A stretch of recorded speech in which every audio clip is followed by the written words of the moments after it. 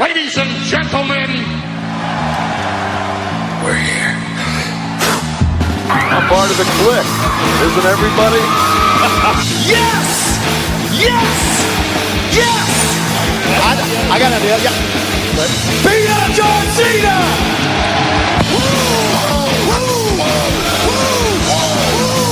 Give me a hell yeah! Oh! A little bit of the bubbly. Too sweet! Here goes the mother! This is where the power lies! I am the man. We need if we can survive! It's showtime, folks! The following episode is scheduled for one fall, and it is for your listening pleasure. This is In The Kliq. What's up, everybody? Baby Huey here, and joining me once again is my good brother from the Bullet Cast. It's Philip. How's it going, Philip? Huey, it's been a while since I've talked to you. I'm doing well, man. I picked up the brand new Bullet Cast Championship. Yeah, man. Oh, wait. You mean my championship? Whoa. Hey, it's on the line this Sunday for Clash of Champions. You better bring your A game. Oh, absolutely, dude. I'm Le Champion of the Bullet Cast universe, if you want to call it that. So no, I not only am I the greatest, like I said, Le Champion, but I'm a fighting man's champion or a fighting people's champion. I'll gladly defend it anytime, anywhere, any place, any pay-per-view. Just tell me the time and place, and you got it. Hey, man. So what are your thoughts on the championship, man? Dude, it's awesome. So I watched the video version of the Bullet Cast, was it from last week, where you officially debuted it on video, right? During the podcast, you were showing your co-host Brandon, and I was surprised how big it was. And yeah, that's the thing. Shout out to Steven from West Coast Design, man. Like, he's been killing it with making these championship belts. Yeah, dude, he said this is the heaviest title he's ever made. Oh my god. Yeah, dude, it's a big boy. Yeah. I mean, but what are your thoughts on the texture, the detail of it, man? Okay, so for me, and I think I've said it on a previous podcast with you, I'm always a big fan of big gold plated championships, belts.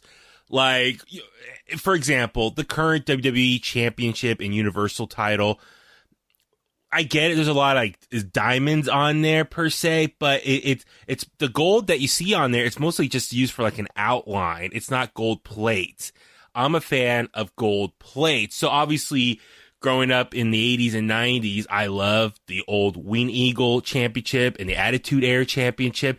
Those two are like the top two designs for me. Like, that's the thing. People always ask, like, what's your favorite championship design? And I always go back between those two. It's always a toss-up. One day, I might favor the Wing Eagle more just because of the lineage of the champions that held the title during that era. But then again, I might actually put the Attitude Era Championship number one for me personally, because I feel like it's the Wing Eagle Championship, but bigger. Like, it's a bigger design. And because Austin ushered it in. Exactly. I mean, that's crazy to me. So here, I know we're not doing video right now, which hopefully we will be soon. But, I have a toy version of the Wing Eagle Championship I found at Walmart a couple months ago. That's the one, man. That's my favorite championship design ever. So it's gorgeous. To me, it's so crazy as far as all the champions that have held this version. It's so crazy. I mean, you think of Hulk Hogan, but also like Shawn Michaels, when he Macho Man. Yeah, like everyone who's held this version of the title, it's such an iconic design, and that's why I think a lot of people think it's the best looking one, and I agree with everyone. But it's crazy to me that Austin theoretically only had it for one night. Like, that's where I got to kind of remind myself, Stone Cold's my favorite, so he won it at WrestleMania 14. And then the next night on Raw, that's where they debuted the new design, the Attitude Era one. I think he has it, too, because I know he has the IC title he won, where he beat Owen when he broke his neck. Yeah. But I think he has the Winged Eagle also. So that one, the IC one, if I remember, that's the same one also, like Rick Rude and all these other guys held. Yeah, so dude. It's pretty cool. Austin told Vince, "I'm keeping this one. You have another one made." Yeah, like I would love to ask him, like, how did that work? Like, how did he tell Vince, like, I'm keeping it? Because I know, like, Ric Flair, I think he has like one of the NWA World's Heavyweight Championship, right? Like the one, I think, who was it? Was it Kevin Von Erich or someone like stitched some writing into it? It's like it's not the one Nick Aldis currently has. Like Nick Aldis has like a newer design. Yeah, and then like WWE has the NWA title that Harley Race held. Okay, gotcha. Yeah, so it depends. And like Dave Milliken, he has a lot of those ring use titles also. Wow, that's yeah, so he has cool. like the TNA one. He has the old NXT Women's title and like the WCW TV title from like the 90s. So just for the Kliqsters out there, who's Dave Milliken again? Just to remind. He's a belt maker. You know, he's made a lot of the belts that you see in wrestling today. I mean, he's like the go-to guy. Oh, is he the one that posted like the photos of like the U.S. title in the past? Or no, or I might be thinking of someone else that was like on Instagram. But anyway, it's it's crazy to me that WWE does not own or have all those titles in their possession. I mean, I know they have like a huge storage unit somewhere in Connecticut, which goes back to something we talked about off and on for years. Is WWE needs an actual like Hall of Fame location, a building or something where they could display the whole like museum of just artifacts that they own. Something like that. Absolutely. If anybody knows how I can get my hands on the silver ECW title that's in the warehouse, hit me up. The one that like Matt Hardy had? Oh yeah, dude, I was a fan of that. I love that. Really? Okay, see, that's cool. That's awesome. I think it just shows, depending on like what era you grew up in, just what things really mean a lot to you personally. That's always cool. I was like 12. yeah. I mean, obviously, that's when you were like probably really getting into wrestling at that point, and it's a very important part of your life. So I can totally get that. That, and if I can get my hands on the spinner, which if you've seen the Cena versus Edge Untold, Edge hated the spinner. He didn't like it, which I was a fan of it. I love the spinner belt. I do. Okay, so let me ask you real quick. For that spinner belt, the one like the Miz had and like CM Punk had, is that the same one, but they just stopped it from spinning, or did they just make like a duplicate that just didn't spin? It's a different title, because if you look at it, Miz's was more stiff and Punk's was more flimsy, yeah. Punk's was more flimsy? Yeah. Okay, because I've held the one Miz had. So Miz came by the radio station with, was Alex Riley? Alex Riley? Right, hey, Alex Riley. So they came in. So quick little funny story. So years ago, they were in town promoting something, probably some WWE event. I forgot what it was. And they were doing in-studio interviews. Unfortunately, the morning show that I work on, they were out that day. So I was in the studio by myself running the best of show on the board. So, just pushing buttons. Miz and Alex Riley came in and went to our sister station, KMBR, and they were in studio. And I was like, oh, and this is before I was doing like my own interviews. I was still just kind of like a nobody, just doing a lot of behind the scenes work. I wasn't doing as much on air stuff as I'm doing now. So we were in a commercial break or music break, and luckily I ran out in the hallway. They were like next door in the studio next door, and they were in the hallway. So I just went up to them and I said, hey, introduced myself. I said, a big fan. Is it cool to get a photo with you guys? And I said, I would have you on right now, but my guys are out today. And Miz and Alex were super chill, super awesome. No pun intended of being awesome. But anyway, so, he's like, sure, yeah, let's take a photo. And then Miz said, you want to hold it? I was like, yeah. And so I have that photo. I think I posted on Instagram recently as a Throwback Thursday. Actually, funny, I was wearing this shirt, this Metallica shirt that I have on right now. So you can see how faded it is now. But anyway, like I said, that's Miz. I know for the most part, he's always been like mostly a heel, but off the air, not to break kayfabe or the fourth wall, he's always been super nice off the air. So it was cool. He's like, you want to hold it? And I was like, yeah. So I got to hold the WWE championship, that design that he had when he was champion. So here's a funny story about holding WWE titles. I don't know if you saw my StarCast photo when I'm holding the Winged Eagle. That's the title Shawn won at WrestleMania 12. So that's against Bret Hart? Yeah, that's the one. That was used on TV from SummerSlam 95 up until, like, April of 96. So how many... Okay, so that's the one where the boyhood dream has come true. Wow. Dude, I marked out. I'm like, oh, my God. Because that's such an iconic moment. Obviously, him on his knees crying and just celebrating in the moment. So it is...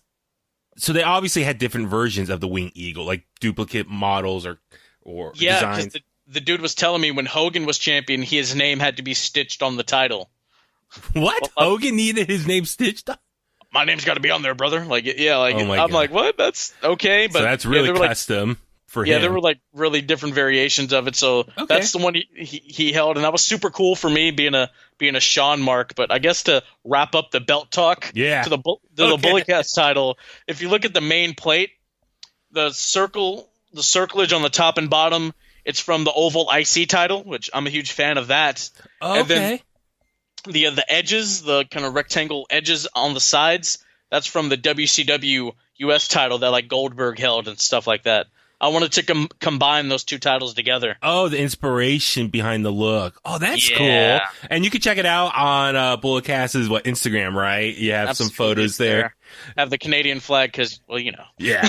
No, I say it's very cool. So shout out West Coast Design for making it. It looks super cool. And like I said, I can't wait to hold my championship in person. So please just keep it warm right now. Keep it clean. You know, at least once a day. Just wipe it down. Keep it nice and shiny. So please do it for me, Philip, as a favor. I appreciate it. You know, you can be my manager, since I am the champion, but I'll be your Heenan. I'll bump all over the place for you. Exactly. But that's the other thing too. It's like Winged Eagle, Attitude Era, and then of course the big gold belt from WCW, which is so weird. Like I forget that the NWA, the 10 pounds of gold, the World's Heavyweight Championship, that was our iconic one. Flair, Harley Race had, but then they transitioned to the big gold belt for late 80s and all through the 90s, early 2000s. Then when WWE bought it, they brought it back, and Triple H was the first champion of when they had the brand split and stuff. So I mean, that design too, I just love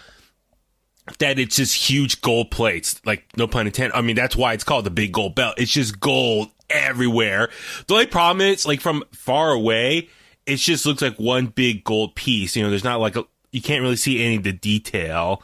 So you have to like look really up close to see like what's the design on and stuff. But nonetheless, I love just big gold plates, circular big gold plates. Absolutely, man. And with the big gold, everybody who held that thing, they looked like a champion. Absolutely. Yeah, absolutely. So, and that's why I really dig the new Bullet Cast Championship. And when it holds it, me, looks like a champion.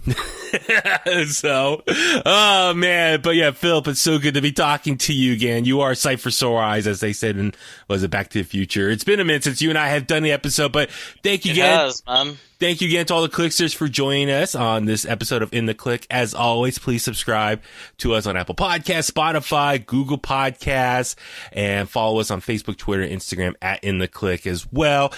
Big shout out to Pro Wrestling Unlimited. They've been helping promote some of our recent episodes lately, and I've noticed a little bit of a spike in our listenings and downloads. So thank you to them, and thank you to all the Kliqsters for the continued support, and welcome to any new listeners that we've gained in the last couple weeks already. So I'm really happy. I think we're getting some momentum going again. I'm really digging all this.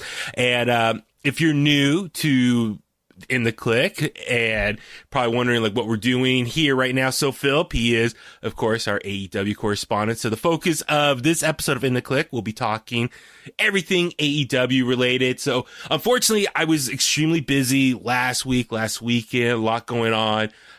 Just work wise. It was also my mom's, it would have been her birthday, this past weekend. So we're doing some family related stuff. So it was just a lot going on. So I didn't have time to record, our second episode of the week for, In The Kliq. So, Philip and I are going to play some catch up on this episode, just talking about some of the highlights from last week. This week, a lot going on in the AEW world, and we'll get through all that stuff. So, But before we jump into that real quick, we do got to talk about, unfortunately, some sad news. So, let's see. I'm trying to think of the timeline. It was yesterday morning. So we're recording right now on a Thursday night. So came out, early Wednesday morning that, unfortunately, Road Warrior Animal, aka Joseph Laurinaitis, passed away, at the age of 60 years old.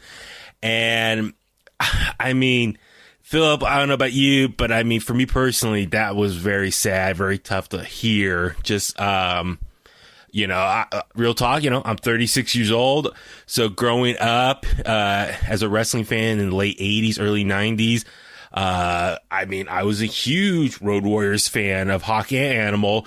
Obviously in the early 90s when they came to WWF, Vince changed their name a little bit. So when they were in the NWA, AWA over in Japan, they were known as the Road Warriors. But when they came to WWF, Vince made a slight change and called them Legion of Doom. But then individually be Road Warrior Hawk, Road Warrior Animal. So still acknowledging the Road Warrior name, but it was to describe them individually. So, so this was definitely very sad for me to hear. Just, I grew up as a huge fan of them and I got to see a lot of their matches as a kid. And so, for you, I know you're a little bit younger than me, but nonetheless, you are a wrestling fan. You got to see them wrestle as well. So, yeah, just please tell me some of your thoughts about hearing of this unfortunate passing. Yeah, man. I mean, it's so sad. Like, I saw the dude last year at StarCast. He looked like he was in pretty decent shape. When he was walking around, I mean, my introduction to the Road Warriors was when Animal was teaming with Heidenreich in 2005. Yeah. But I mean, I've gone back and watched tape. I mean, Austin has, the Austin pop, but before then it was the Road Warrior pop. It's just this, that music hits the, well, what a rush. And then boom, just this loud roar of people. And I mean, the Doomsday Device, one of the greatest finishes in the history of the business, tag or singles. And we got an email from the Bulletcast. I'm going to read it here. It's from a fan. He goes by Jack of All Trades. Okay. He says, guys, my buddy Jeff and I separated my brother's shoulder with the Doomsday Device.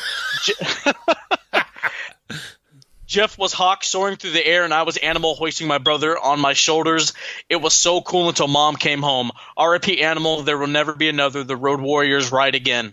Yeah. I mean, Heaven gained one hell of a tag team. I've always said this. Heaven has one hell of a roster up there, man. Yeah. It's I know, like yesterday, just on social media, everyone posting photos, their version of remembering their condolences for Animal and his family and friends. But it's just sad. Like everyone, as you said StarCast. So a lot of people had photos with Animal in recent years because he was very much active, making appearances at various conventions and StarCast and other shows. So it's just cool. He was very much out and about and keeping the Road Warrior name alive and well. Unfortunately, Hawk passed away years ago, so he's been kind of doing a lot of stuff solo. And I mean, it's just 60 years old, so young. I mean, at the time of this recording, we haven't heard an exact reason what cause of death is. Obviously, we want to be respectful for their privacy, but I'm sure hopefully maybe we'll get some answers in the near future about what exactly happened, because he was posting stuff on social media the day before, it looked like, on Twitter and his Instagram. He was very much active on Facebook as well. Yeah, like the day before, he had just celebrated a wedding anniversary with his wife, and then for the next day to pass away, that's heartbreaking. It makes you just speculate, something must have happened maybe in the middle of the night. I don't know. I don't want to speculate just out of respect to him, but it's just, God, where to begin? I mean, just a little tease. I told my brother I want him, since my brother's a big wrestling historian, I told him come up with 5 Road Warrior matches that everyone should watch, and I'll try to have him debut that, reveal his list on the next episode of In The Kliq. I was about to say, I had a list right here. Okay, cool. Yeah, please. So, yeah, what are some of your favorite matches? This is a list I got from a wrestling historian on Instagram. Okay. I mean, it's within the name. He says these are his favorite Legion of Doom matches, and I'm going to check some of these out. Okay. It's the Legion of Doom versus Ultimate Warrior and Demolition. Saturday Night's Main Event 1990. NWA them versus the Steiner Brothers. Yeah. Starrcade 1989. WCW them versus Harlem Heat from Nitro February 26th of 1996. AWA them versus Larry and Kurt Hennig Portland Wrestling 60th Anniversary Extravaganza, and then an honorable mention is them versus the Hart Foundation from the WrestleFest 1991 VHS. Wow, God. Yeah. I mean, they have a long history. There's so much you can focus on as far as like NWA, AWA stuff in Japan. But then even, in WWF, they have so many matches there alone. So you can like isolate and focus on different eras and periods of time in their career. So, God, and it just, for anyone who doesn't know, obviously his last name's Laurinaitis. So he has a son who played in the NFL for a few years, retired a few years ago. But also his brother, John Laurinaitis, people power. I mean, they're siblings. So it's just kind of, I feel so bad for all of them. And John Laurinaitis, if I remember correctly, he's, the Bella Twins' stepfather now, right? If I remember correctly. Yeah. Yeah. I forgot about that. Dude, it's just crazy. So wait, the Bella Twins, is Animal technically like their step uncle then? Yeah, right. That's, and then so Daniel those Bryan, Thanksgivings must have been crazy. I know, like Daniel Bryan and like God, think about a family reunion of some sorts. The connection's all there, but yeah, no, it's just very sad. Like you said, I grew up loving the Road Warriors, and just kind of going off the top of my head. I mean, I was going to speak more about it more on this weekend, but I'll just say, yeah, growing up, they're one of my favorite tag teams, and as you said, that finisher was so amazing. Hawk would get on top rope. Animal would have the opponent on his shoulders, and Hawk would jump, leap, and clothesline him, and then Animal would push the legs up in the air. I always was so concerned. Like, how does people take that move and just fall on their head? Like, how do you land safely? You can't. Like, everyone falls and like lands like cross, head on the ground. I mean, as the Bullcast listener who just said separate his shoulder, I could totally see that. I mean, there's no easy way to take that move. No, and if you've ever seen a Road Warriors match where they don't finish with the Doomsday Device, it's because the person was too scared to take it. Oh, really? Yeah. And then there's that story of Vince taking the Doomsday Device in a bar. Yes. He had like too much to drink, and then he took it, and I think he might have like hurt his neck or his arm or something. Yeah. But I mean, the Road Warriors, they had their Dark Side of the Ring this year. Yeah. So you got an insight into the tag team and the origins. But I mean, R.I.P. Road Warrior Animal, man. Yeah, and that's the thing too. I was gonna say, yeah, if you haven't done so yet, please watch the episode of Dark Side of the Ring talking about the Road Warriors wrestling history. It's please, if you can, go watch it on Vice TV's website, or it's on Hulu now. Seasons 1 and 2 are on Hulu. They're streaming now. So it's part of season 2. So please watch it. I don't want to encourage anyone, but it is on YouTube. If you want to search it out, it is there.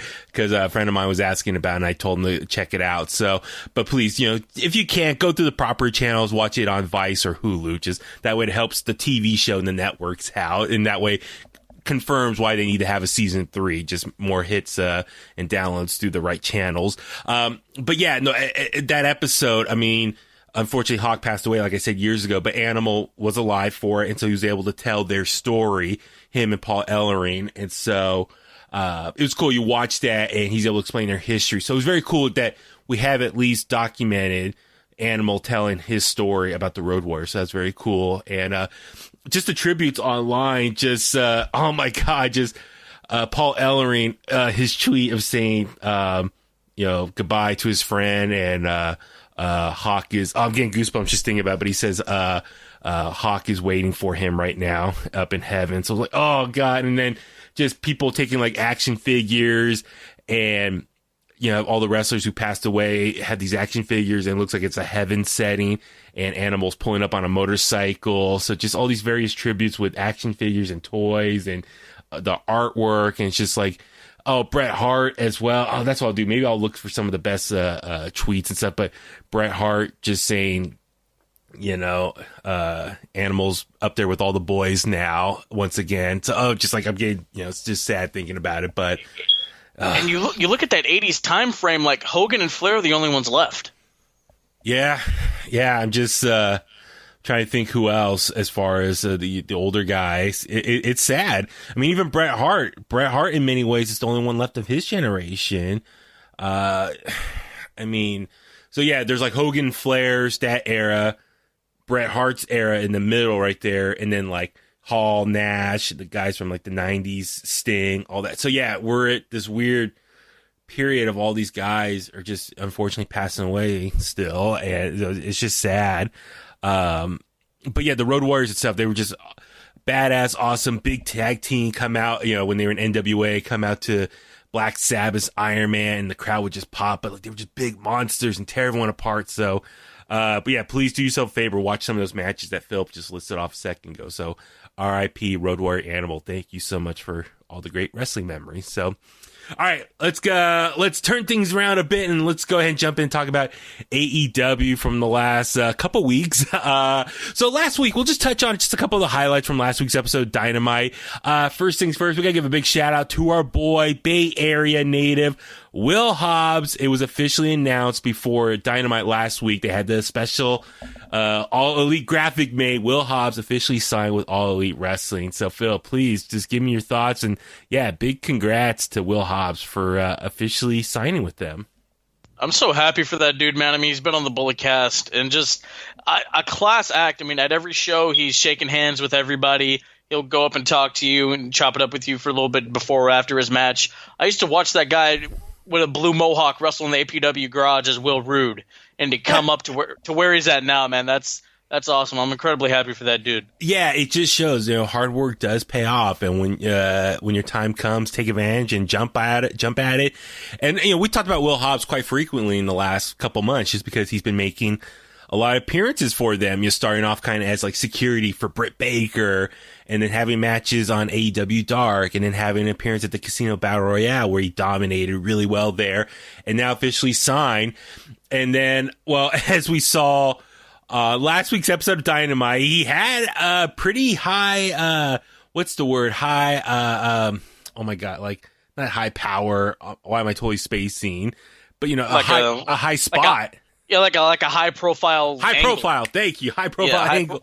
When he made the run in on Cage and Starks to save Moxley. I mean, saving the world champion of a promotion, you're destined for some main event time. Yeah, no, it's so cool. So yeah, just we saw Jake the Snake, Taz, Lance Archer in the ring.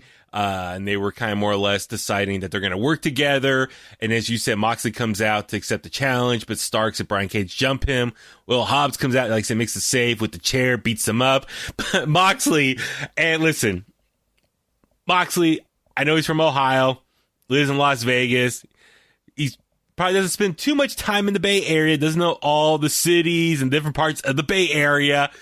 But he said, I got my man Will Hobbs, I'm paraphrasing, but he says, out of Oakland from East Palo Alto. Like, is that the quote, right? Is that what he said? Or, I think he said Oakland violence, and then from East Palo Alto. Yes, he said Oakland's most violent from East Palo Alto, Will Hobbs. And it's like, I mean, we don't know. Hobbs could have spent some time in Oakland. Okay, maybe. That's the thing. Maybe we need to get Will Hobbs on again and maybe can at least explain himself or defend Jon Moxley there. But yeah, for anyone who lives in the Bay Area, we know East Palo Alto and Oakland are on opposite sides of the Bay Area. Oakland's in the East Bay. Palo Alto is on the other side of the Bay as far as the peninsula, the southern part of the peninsula, right before you head into the South Bay. So it's two different parts of the Bay Area. So I mean, yeah, he's probably spent a lot of time in Oakland over the years, driving through it, whatnot. But no, Will is very vocal. He's from East Palo Alto. So at least Moxley said that part. But trying to connect the two was like, no, that's a little bit of a stretch. That's like in baseball. The Anaheim Angels, now they call themselves the Los Angeles Angels of Anaheim. So they're trying to encompass two different parts of Southern California into one. So, but nonetheless, super happy for Will Hobbs. Congrats to him once again, and looking forward to see what he can get into. And I say, unfortunately, we'll get into with this week's episode. So we thought we were going to have a 6-man tag of Moxley, Hobbs, and Darby Allin, taking on Lance Archer, Cage, and Ricky Starks. That unfortunately did not happen this week, and we'll get into the details in a little bit. So no, congrats to him. Also, we saw Thunder Rosa, the NWA Women's Champion, take on Ivelisse in a match that got a lot of attention last week. Long story short, kind of a little bit, I want to say not the most smooth match, and it very much turned into a shoot fight out there. Just Philip, your thoughts on this match, how it played out. Oh, well, I didn't know it was a shoot until somebody told me. I'm like, wait, what? So I had to go back and watch. I'm like, okay, yeah, those are some stiff shots. You know, the look on Thunder Rosa's face, her expression clearly changed after Evilise kicked. She's like, oh, okay, we're doing that. Let me give you a receipt real quick. Yeah. So, it was fine. Yeah, that's it. I knew something was up because when I was watching it live, it looked like at the beginning of the match they weren't on the same page, and like Evilise was trying to like slap her, but like she like stopped in mid throw of her arm and hand, and then she finally pushed her, and it looked like they were not on the same page, and not like it wasn't the most smooth transition from move to move. So I was like, okay, there might be a little bit of a communication error here. Something's going on. And then later on, yeah, we saw some kicks, some Thunder Rosa. It was during a commercial break, but they had the picture-in-picture, but then someone isolated and put it on Twitter. Thunder Rosa, had a hard gut punch on Evilise in the stomach. But there was other moments. So apparently, rumor is, Thunder Rosa was getting mad that Evilise was not selling for her. And then when I rewatched it, I can see what it was. There were some moments where Evilise would like get a punch and not react to it, or not even show any facial expressions. There was one point where she was sitting in the corner and Thunder Rosa came for a kick, and Thunder Rosa didn't even like sell it. She didn't like react to it. And there's other moments where she's just sitting there like just expressionless and just waiting for the move to happen.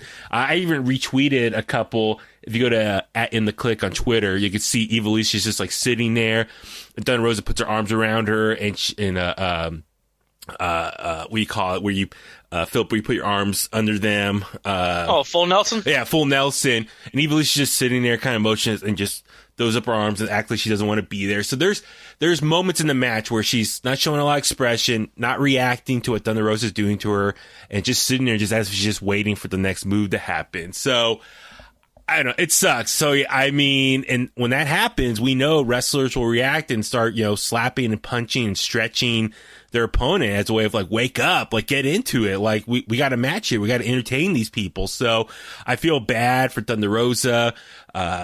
So it's, and apparently there's rumors like there was some, stuff going on backstage afterwards. Evilise, I think, was told to leave or something. I'm not quite sure. I don't know too much about Evilise's background. I know she's been in various promotions over the years, but there's been rumors that she's had some attitude issues. Yeah, I was about to say, I think she's another Tessa Blanchard. I think she's another one of the attitude kids. And not fans of the Attitude Era, per se. No, but that's unfortunate. And so for me, it's, listen, I don't know Evilise. I never met her, never talked to her before.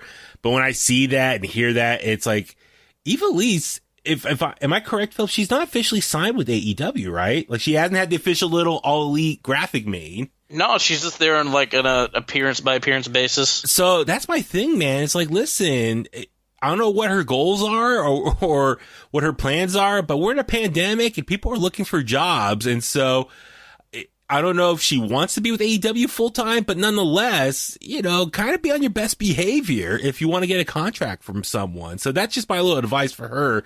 I know Thunder Rosa, she's still with the NWA, and she's also kind of in similar situation as far as appearance by appearance thing. She's almost being kind of rented out, which is awesome because I love seeing her appear with the AEW right now. But for Evilise's sake, like, don't become an issue. Like, do your best, go out there, work these great matches, perform, and hopefully you can get a contract out of it. But, don't be a sour grape right now. So I don't know. Like I said, I mean, this is all speculation, what we've been seeing on TV and reading online. So, but nonetheless, it was seeing a match like that. I was like, ooh, it was like, that's pretty cool. Like, seeing them kind of go at it a little more seriously, shoot style. But yeah, so we'll see how this plays out, and we kind of follow up on that with their match this week. And then last but not least, for last week's episode, the main event, the parking lot fight, Best Friends taking on Santana Ortiz. I thoroughly enjoyed it. People online were raving about it. Philip, what were your thoughts on it? It was fine. It wasn't 8 stars like Dave Meltzer said. I think this was the best use of Santana and Ortiz in a very long time, but yet they didn't win. Yes, and they're approaching Bray Wyatt territory. Great showing, but you don't win.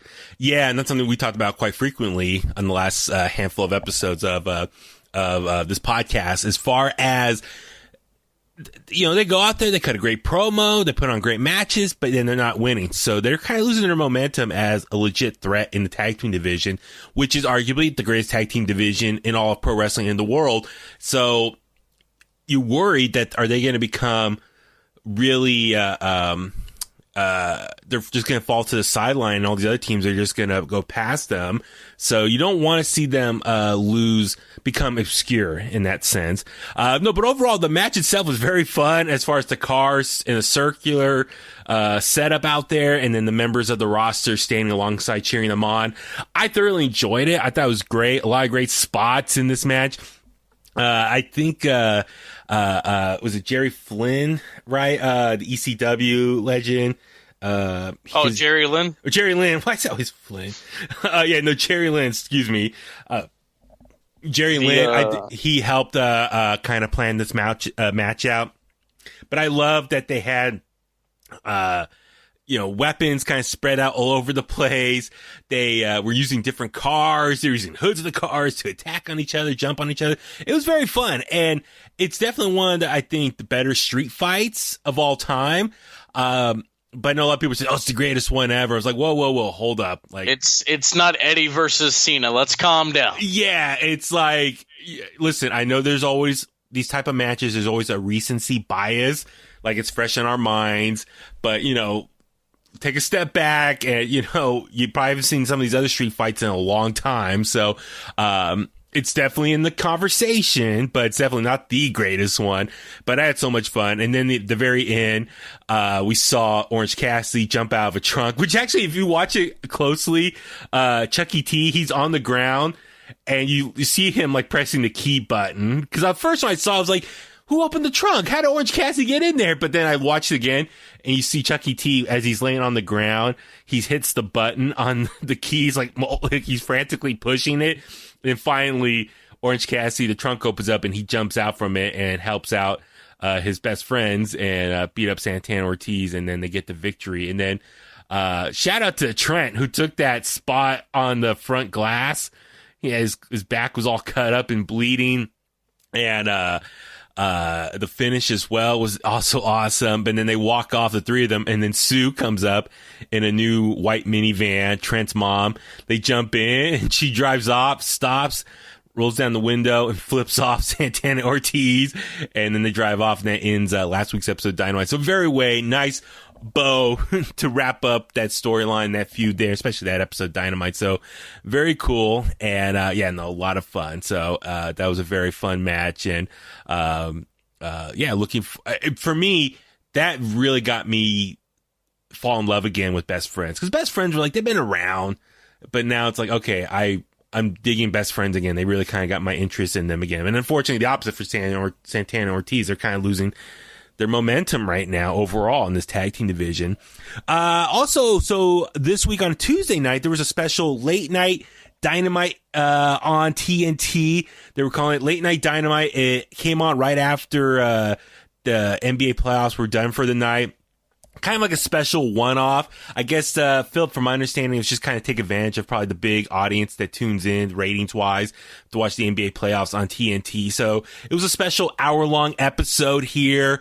We don't have to go super in talks about it, but long story short, we saw Scorpio Sky defeat Ben Carter, Anna Jay from the Dark Order defeat Brandy Rhodes, and then Sean Spears defeat Matt Sydal in the main event.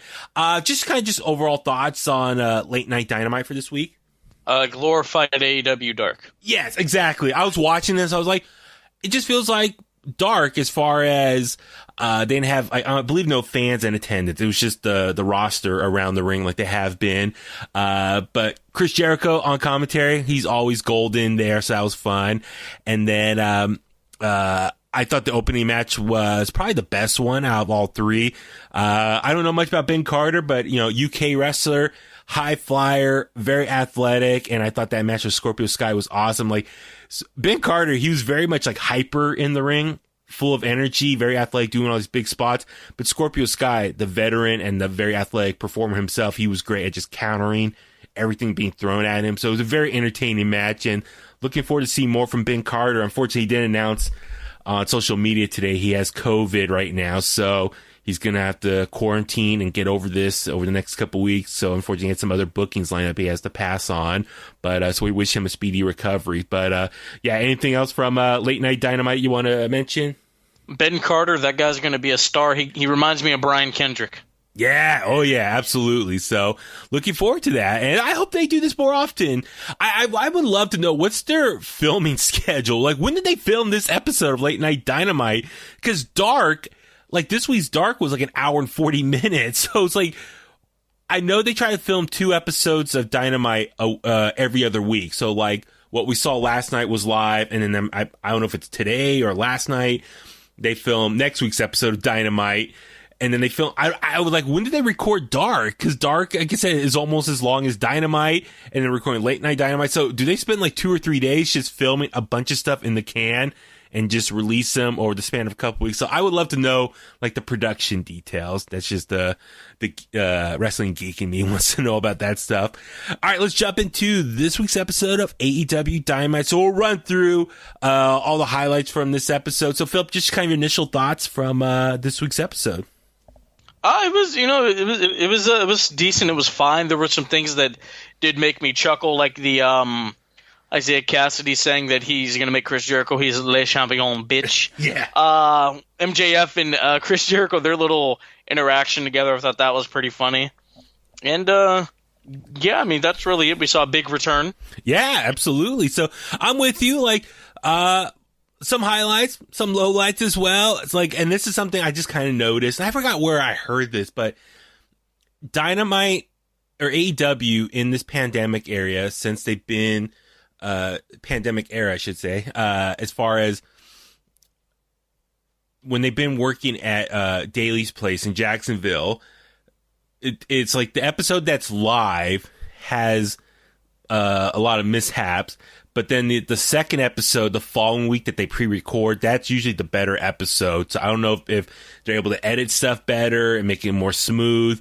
But anyway, that's something I've noticed because, like I said, they film 2 episodes at a time every other week. So the first episode's live is not as good as the second episode. So that's an interesting observation. That's something I always trying to keep track of when I'm watching Dynamite week to week. But yeah, I'm with you. It wasn't the best episode. There was some good stuff here and just kind of, more future storytelling here. So, first things first, the first segment, we saw the AEW in-ring debut of the best man, Miro, teaming up with Superbad Kip Sabian and taking on Joey Janela and Sonny Kiss. So yeah, just your thoughts on this opening matchup here? It happened. Yeah. It didn't move me, I mean, Miro and Sabian beat Kiss and Janela, whatever you want to call them. Yeah, it was, not everyone was on the same page. It was a little bit of a botch fest, and I'm sure Botchamania is going to have some fun highlights to play with here. Miro, at one point, Janela threw him outside, and he landed. Either it was an amazing sell job, or he legit hurt his ankle. He kind of fell in the ring awkwardly, and he jumped up, and you see his face was in real pain. He was like immediately jumping on one leg and like hurt his ankle. And then at one point, Janela came out and he throws him on the other side. And then Miro throws Kip Sabian into Janela, but, he throws his partner and he lands on the concrete, and Joe Janela's like, you can hear him tell Kip Sabian, like, are you okay? So it was just like a lot of botches here. Not the best match. So it was just unfortunate. It was cool seeing, like I said, Miro get his debut. He looks awesome, looks jacked in the ring, being a monster, but, just glad it's over with now. So we'll see what happens next for everyone involved. Next we saw Eddie Kingston come right out to the ring. So, okay.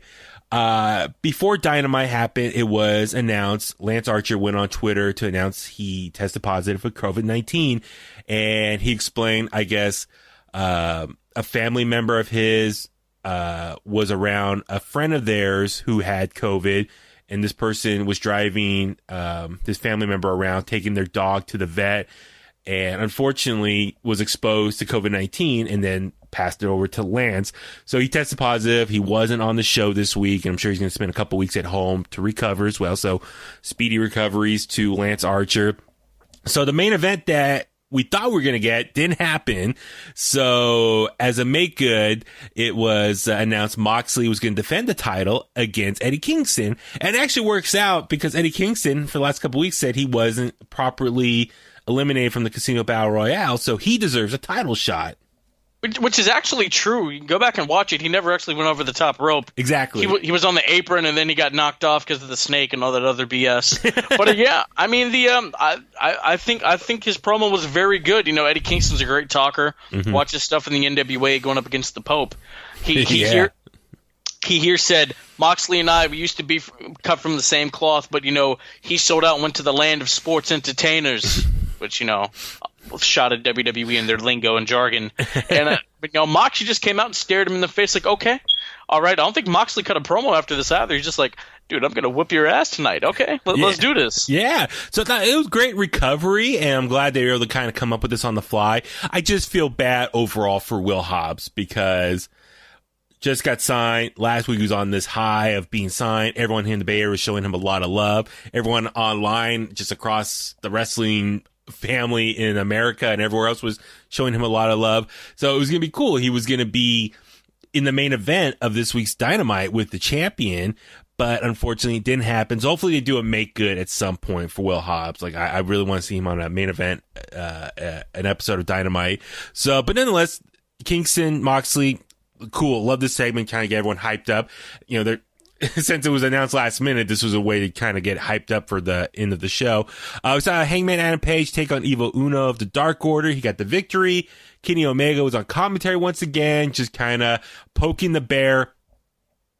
I mean, the breakup is inevitable now at this point. Kenny Omega is very much focused on, keeps talking about wanting to be a singles competitor now. So that's the story they're going to tell.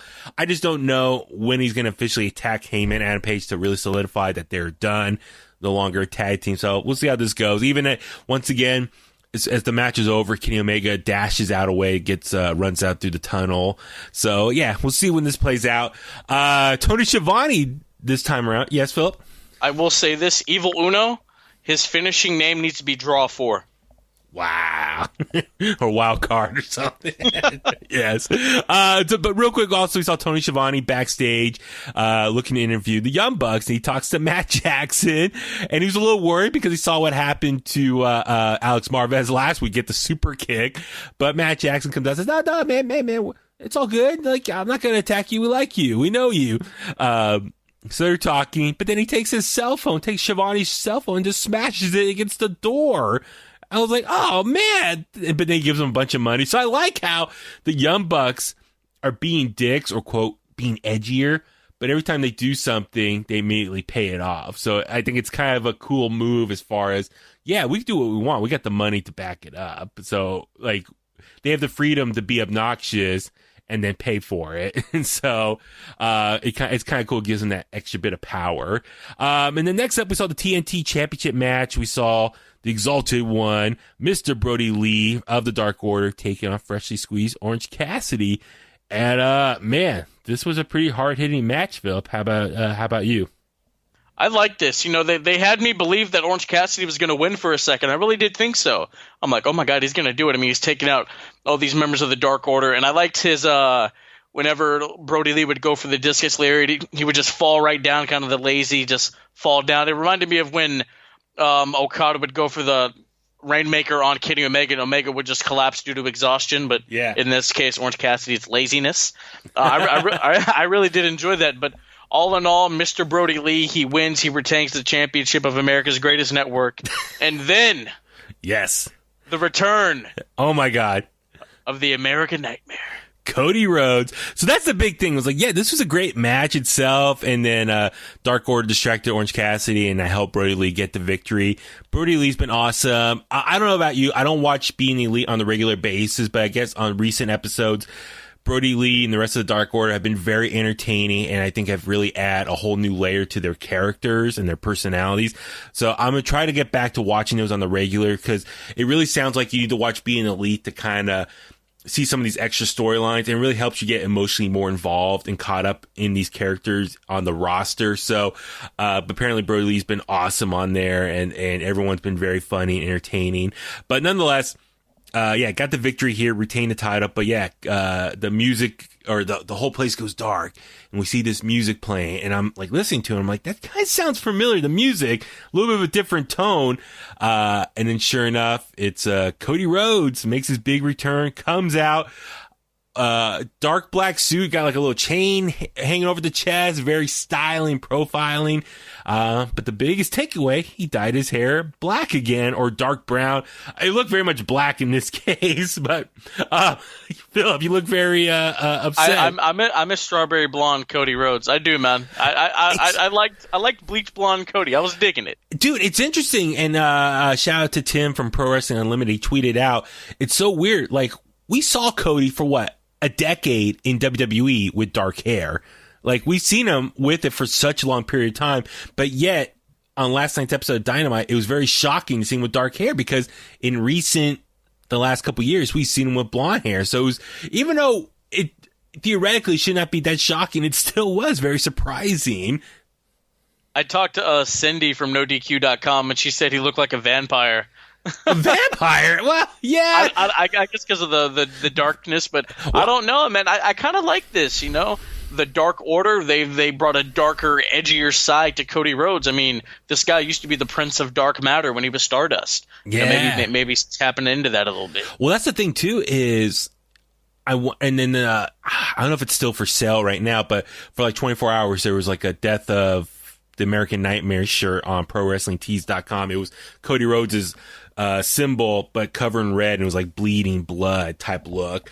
I thought about getting it, but I hate when they do that for 24 hours only. So they're really trying to force you to decide on the fly to get it or not. But a lot of people are saying, oh, it's Cody and his emo look right now and all this stuff. I saw a meme and it was said somebody should have told Cody My Chemical Romance had to reschedule for 2021. I know.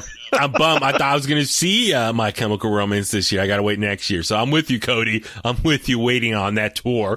But it's very cool to see Cody back kicking ass. Let me ask you this. Do you think is he going to jump right back into a program with Brody Lee and they're going to wrestle again a rematch?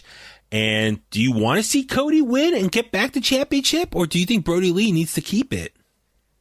I think they wrestle again and Brody Lee barely scrapes by. Like, he barely escapes with the TNT title. Yeah. So I like what you said, though, as far as, okay, Cody's a little bit darker now. Not so much the hair, but just maybe his tone, his body language.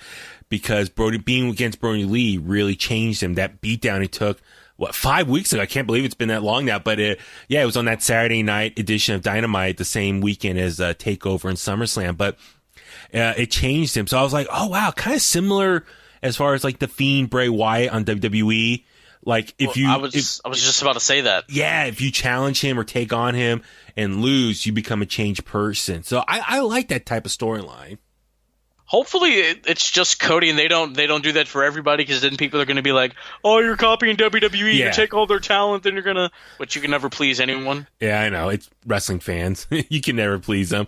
But, yeah, I would love to see how this plays out. But then I wonder the fallout from this rivalry. Will it lead to Cody going to more of a dark side, very much like Star Wars-esque? And will it lead to finally this rumored – new generation of 4 horsemen that he was alluding to? So is this where the beginning of him changing? Like, he's pissed at his own family for not being there for him, and he's going to find a new family to work with him. I don't know. So it's very exciting. But then right afterwards, we saw Dasha do a backstage interview with a very upset Brody Lee. Dude, this promo was awesome. I forgot who it was. Someone from Wrestling Inc. said, oh, it felt very much like a promo from the NWA in the 80s. But dude, Brody Lee throwing out some shade against Cody Rhodes, calling out, it's like, dude, where have you been for the last 5 weeks? You've been having other people fight your battles. Your wife is posting thirst pictures on social media, calling me daddy.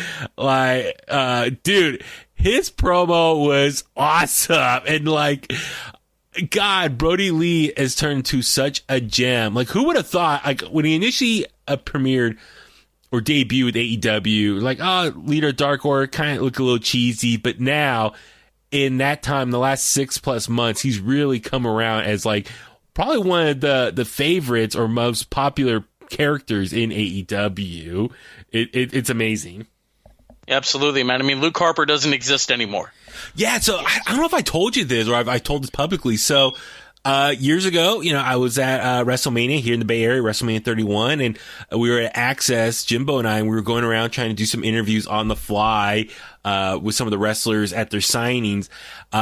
We saw Luke Harper doing a signing, and we asked, hey, can we talk to Luke Harper? And we were told, no, he doesn't talk. And that always stuck with me as far as, I was like, oh, dude, is he just not a good speaker? Like, he's just a wrestler, but he's not good at talking and doing promos. But no, I guess the powers that be just didn't want him doing interviews or press. So it's amazing now. We're seeing a side of him that we never got to see when he was in WWE, a side of him. So not only is he being like a powerhouse performer in the ring, he is also just so entertaining on the microphone. And so it just kind of shows sometimes how some promotions don't know how to properly utilize their talent to the fullest. And so it's very cool and refreshing to see people thrive in other promotions. And Brody Lee's making the best of it. So kudos to him. So that promo, if you haven't watched that promo, watch it. Next up, we saw Matt Hardy and Private Party come out to the ring. Matt Hardy cut out a promo and was talking about last week's episode of Dynamite where he was attacked and he said he was beat up with either like a bat or some sort of pole. He took his knee out. Last week we saw Jake Hager and Chris Jericho come running up and say, hey, are you okay? All that, like, I'm paraphrasing, but like, oh, that sucks. Someone beat you up. And they were just kind of laughing and ran off. And so Matt Hardy cut a promo saying he thinks Chris Jericho is his number one suspect for attacking him from behind, taking out his leg. Jericho comes out, the rest of the inner circle comes out, Sammy Guevara makes his big return, and he told him, dude, you're wrong.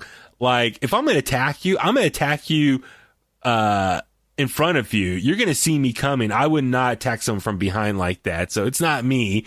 And then they're going back and forth. And then, Philip, who was it? Which one of them from Private Party challenged Chris Jericho? It was Marcus Quinn challenged him first, but then Isaiah Cassidy was like, no, I got this. And then he called him what, Le Champion bitch, or yeah. I would have preferred it if he called him Le bitch. That would have been funnier, but keep it short. You thought of that promo and ask you, do you think who actually took out Matt Hardy? See, I like the whodunit angle. It's kind of like who shot JR from Dallas, or who shot Mr. Burns, or who was the Salem Stalker on Days of Our Lives. Stuff like that. I don't know. I'd have to really look at the roster. I'll have an answer for you next week. Well, okay, my thing is, it's like, okay, of course, the easy answer is Chris Jericho because he has a baseball bat. But it's like Chris Jericho said, like, I would attack you from the front. You would see me coming. And I think it would be way too easy to make a Chris Jericho. It's too obvious. They got to do a little deeper. Like, my initial reaction was maybe it's Kenny Omega, the cleaner. He's going around attacking people on the roster. But then again, it's like, I know he's busy with Hangman Adam Page. So I was like, man, that doesn't make sense for that. But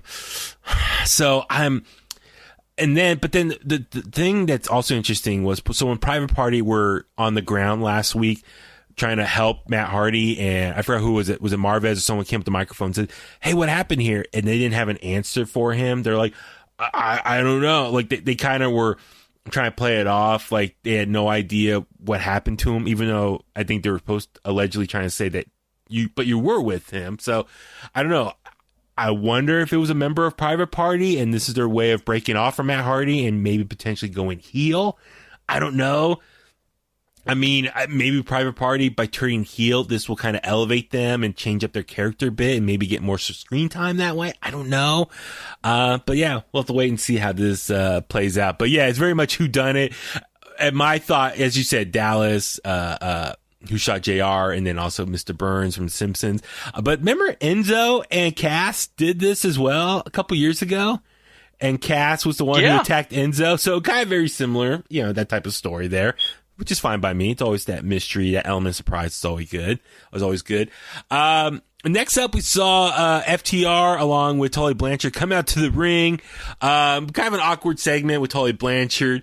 But they are pretty much, challenging people. And then we saw Best Friends come out, coming off their victory from last week in the parking lot fight. and they had some back and forth, but they want to challenge him for a match. It was funny.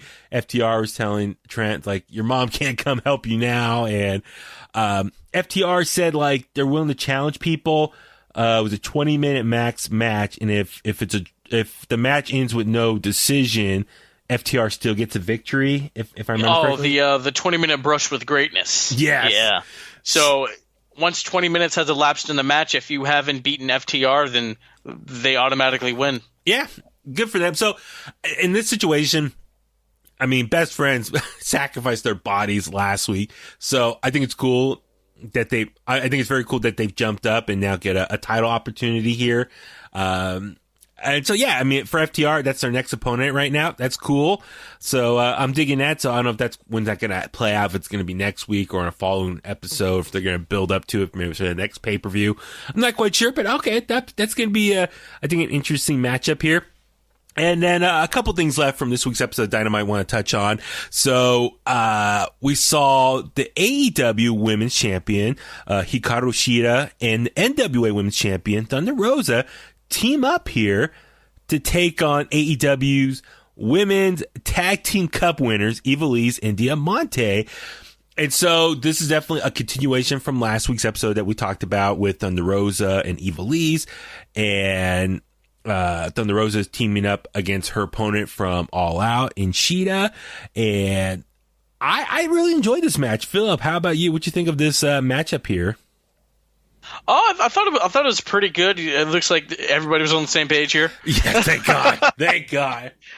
Yeah, there was no shoot fighting or whatever. I mean, all in all, the champs they got the win over the tag team tournament winners. So I think it worked out for everybody. It's funny. So they're the tag team cup winners, but they don't actually have a cup or a trophy. They have medals. So I thought like they might get like an actual cup, like a Stanley Cup type trophy, but they got medals instead.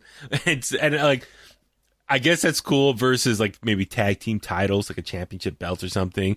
But yeah, no, I felt like there were parts still a little off. I mean, I like Shida and Thunder Rosa teaming up, and then when they got the victory at the end, I like that pose of both of them holding up their respective titles. Very cool. I hope maybe they get a rematch between the two of them at some point, because I enjoyed their match from All Out. Maybe at the next AEW pay-per-view, or maybe on a future episode of NWA Power whenever that comes back, or maybe on their rematch can be on NWA's territory at some point. That'd be very cool. More cross promotion there. But still, there was another little botch sequence. So Ivelisse tagged in herself from Diamante, but then she didn't know what move to do, so she stalled and then like still missed her spots. I tweeted out the video on In The Kliq on Twitter if you want to see it. So Ivelisse, these last couple of weeks in a matchup with Thunder Rosa in some capacity, her it hasn't been completely smooth for her. So I hope Ivelisse turn things around, because like I said, if you want a contract with AEW, I want to see her perform better. Like, I'm a fan of Ivelisse. I think she's great in the ring. She's very talented, has a lot of work in other promotions, and I think she could really help out the women's division. But just, it's just been a little sloppy the last couple weeks. So I really want to see her get better. But on the overall, very exciting match, and looking forward to see all these women compete more. I think the women's division, with all the injuries that we talked about in the past, I think these women are really doing an amazing job, just kind of boosting up that division and making it a lot better. And last but not least was the main event: AEW World Champion Jon Moxley taking on Eddie Kingston here. Very last minute situation we have here, but nonetheless, turn to, as JR said, or has said in the past, a slobber knocker. But Philip, your thoughts on this main event here? I don't think it even went like too long. I think it's like 10 minutes. That's fine. Yeah. That's absolutely fine. I mean, Moxley won with the blood choke. That's how we beat Kingston. Didn't need a paradigm shift here. Should have done that at All Out, and he wouldn't have violated the agreement. But it's whatever. It's whatever. Yeah. No, keep going. No, I was just gonna say it's interesting. Like, he's mixing it up and doing the submission holds now as well. So it's was Excalibur called it the Bulldog choke as well. I mean, it was just different names for it, but so that's pretty cool seeing him do that. Doing the chop offs against each other. Eddie Kingston really laid into him, and it's cool. Like, Eddie Kingston acknowledging they do have history together before Moxley became Dean Ambrose in WWE. So just acknowledging that history. So for any long-term wrestling fans, connecting the dots that way, the Easter eggs there. So for a last minute match, I thought it was really solid, very entertaining here. Oh yeah, I mean, I think that's what these kind of lesser value. I don't want to say lesser value, but the Dynamites that aren't really good. The main events will be good to solid, but on a higher profile Dynamite, they'll be really, really good. You know. Yeah. So it's gonna be interesting. And then at the end, so it ended a little early. Like I looked at the clock and it was like 3 minutes till the top of the hour. And so we saw it turned to a little bit of chaotic ending there. We saw, oh my God, Ricky Starks come out.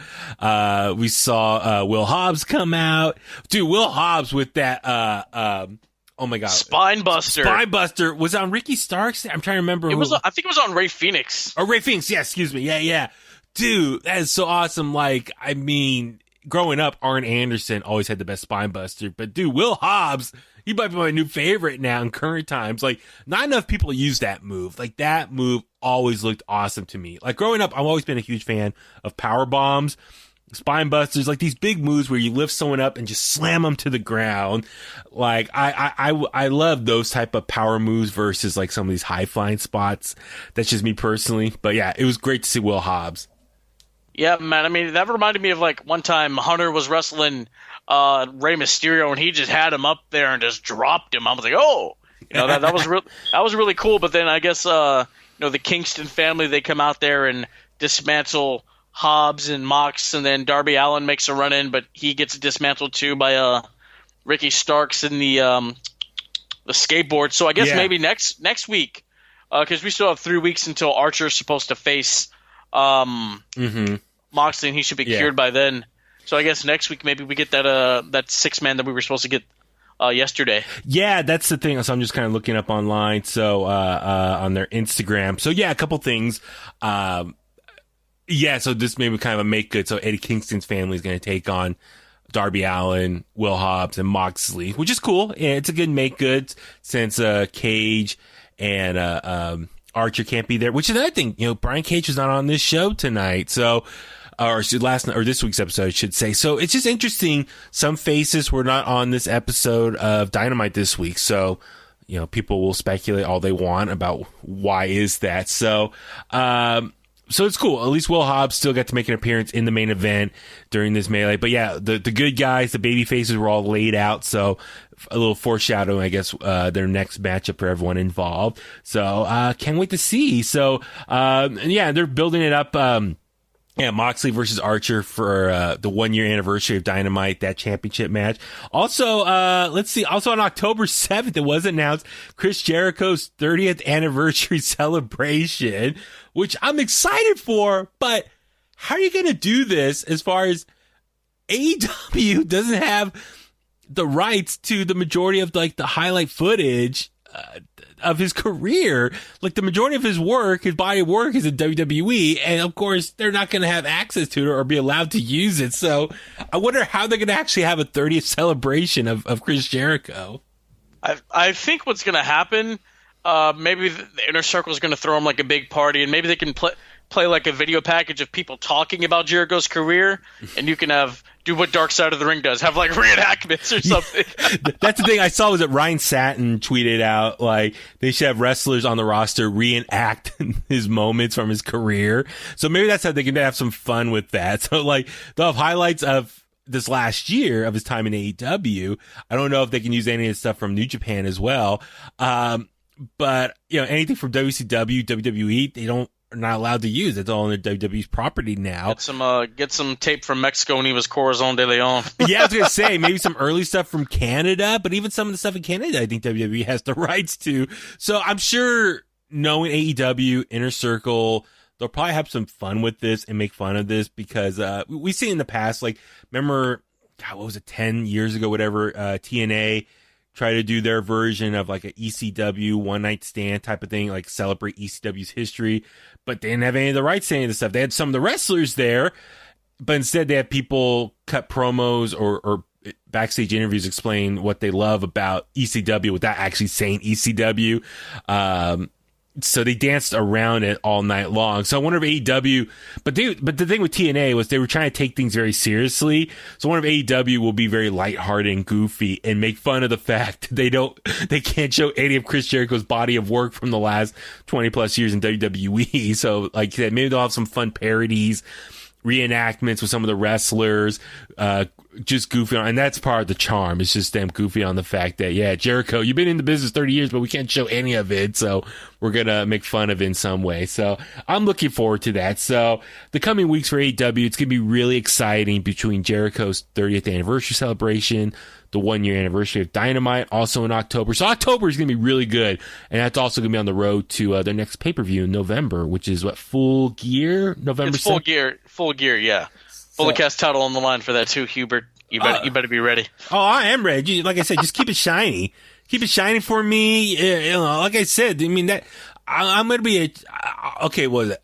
I'll be the Adam Cole of the Bulletcast Championship, the universe that we live in right now. I'll be the longest reigning number of days ever. Oh, really? Yeah, just putting it out there to all the challengers out there. Like I said, I'll be Huey 3 belts. I got my toy AEW championship title. I got the Wing Eagle championship. We got to start doing videos so I can show all my prized possessions here. So, oh, absolutely.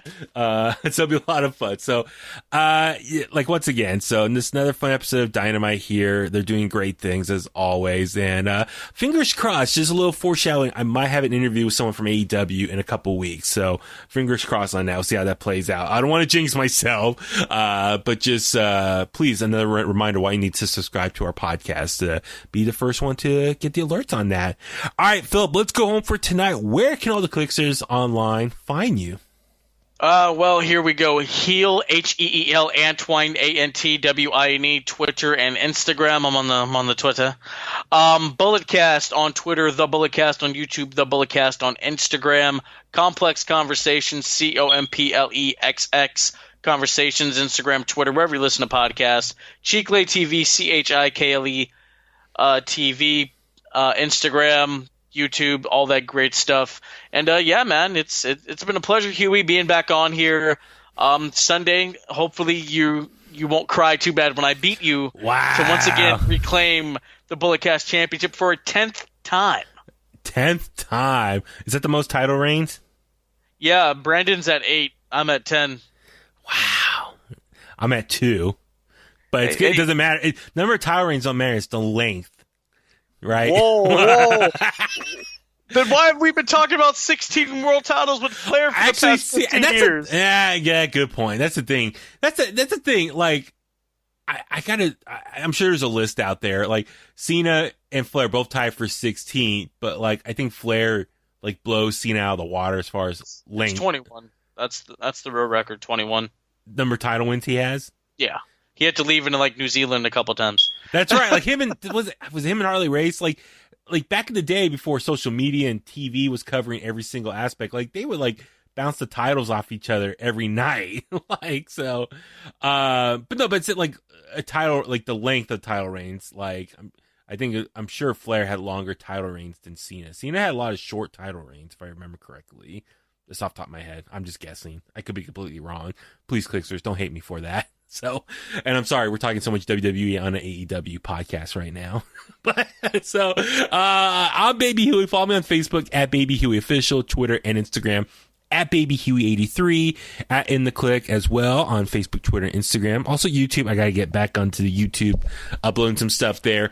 But thank you again for all the continued support. Please subscribe to In The Kliq on Apple Podcasts, Spotify, Google Podcasts. Please rate, comment, and share the podcast because I notice we're getting a lot of new listeners lately. So please leave a comment and just tell us why you love In The Kliq, why you love In The Kliq so much. That way gives people a reason to hit that subscribe button and keep tuning in and get those notifications. And on that note, let's go home. And that's the bottom line. Actually, I should say, what a rush, because Huey said so.